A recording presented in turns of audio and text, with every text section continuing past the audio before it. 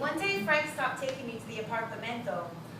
He had some beef with this guy, Caesar, who said to stop bringing up the Blanquitas, the white girls from downtown to the spot, because they didn't want any problems to get DK shut down. And Frank got so mad, he whipped his sweatshirt in Caesar's face and said, "You don't know shit about my girl. Fuck you and your cheap-ass shop." But Frank never went back to Caesar's apartamento. He found a new one on Dykeman, but he never took me. I remember for weeks I bugged Frank. You think Caesar thought I was going to tell someone? Like I was going to call the cops?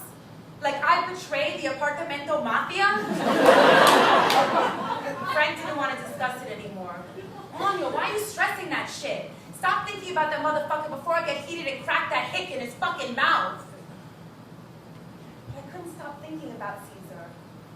I felt so bad that he didn't see me as a loyal apartamento patron. I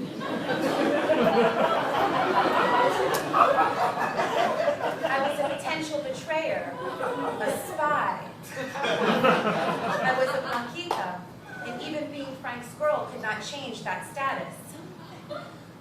Frank's mother, Rosa, only spoke 3 English phrases. Hi, Vanessa, thank you, and Frank no here.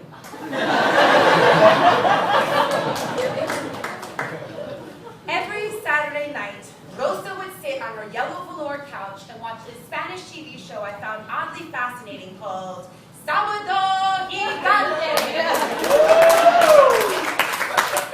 It was like nothing I'd ever witnessed before. It was hosted by a very colorful and apparently popular character named Don Francisco. A 4-hour variety show filled with skits, talent shows, game shows, interviews, and the most gorgeous women dancing in tight sequin clothing I'd ever seen. Like Saturday Night Live, Jerry Springer, The Price is Right, Star Search, Solid Gold, and Showtime Big Brother. All wrapped up in one. Where had this show been all my life? It was amazing. Sometimes when on Saturday nights, Frank would leave me so we could go drive around with his boys, I would sit with Rosa and watch Sábado. Rosa would bring out plates of warm rice pudding while we played a game of virtual charades in an attempt to communicate. She seemed thrilled to have company. Apparently, for some crazy reason, no one else in the house enjoyed the show. Rosa really liked me. So much so that she gave me a gold crucifix on a delicate chain for Christmas. It framed in a bright gold cardboard box. Rosa had slipped it on my chair while I was in the bathroom. But as soon as I pulled away the little cotton mattress that covered it, Frank was livid. Mierda, mommy, she's a Jewish! They don't wear crosses. What do people wear?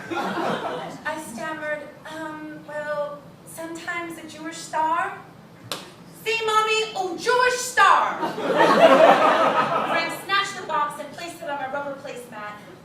And I don't remember what Rosa said back, but she looked so sad and embarrassed, and I just said, Frank, it's okay, I like it, it's beautiful. Maybe she didn't know. And then time stopped. I had Frank take the crucifix out of the box and clasp it around my neck. And as the lightning bolts roared,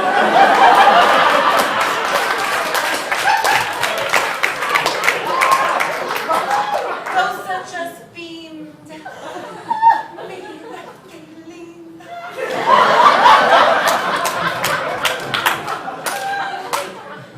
And there it was, a shiny crucifix dangling around the neck of, was proudly bat mitzvah of the Society of the Advancement of Judaism.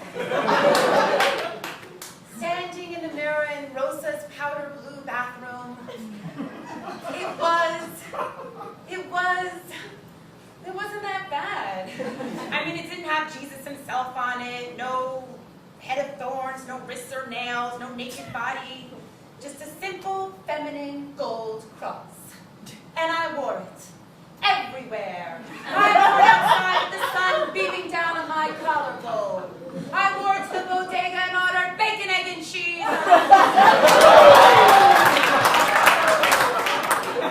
I wore it with bright red lipstick and a slick back ponytail, and I looked like all the girls on Dykeman.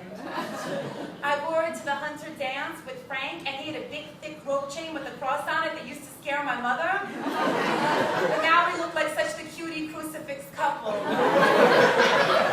I was Latina girl. I was Frank Shorty. It was my new costume, and I never felt so pretty. The only time I didn't wear it was when I went home.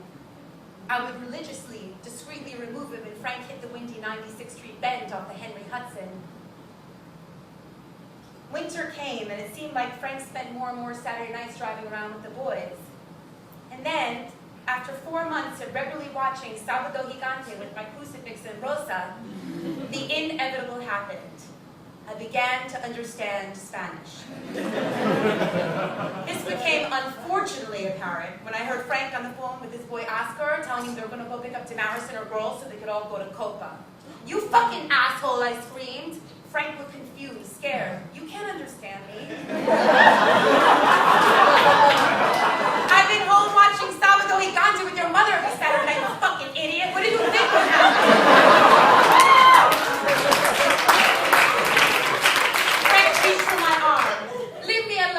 Déjenme tranquila. Oh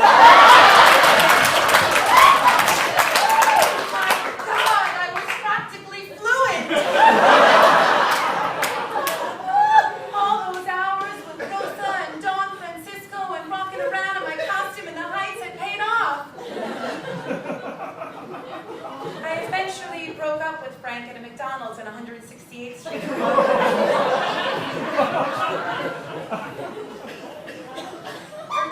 I thought I might die of heartbreak.